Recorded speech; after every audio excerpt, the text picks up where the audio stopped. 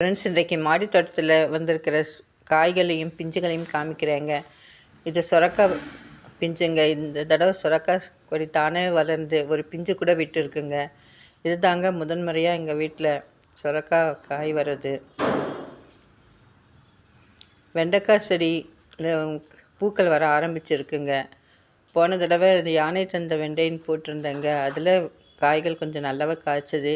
இது ரெகுலர் வெண்டைக்காய் பாருங்கள், மொட்டுக்கள் வர ஆரம்பிச்சிருக்கு.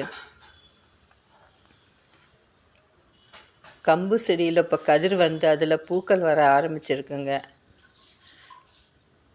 அது முத்தி கம்பு வந்த உடனே அதை காமிக்கிறேங்க.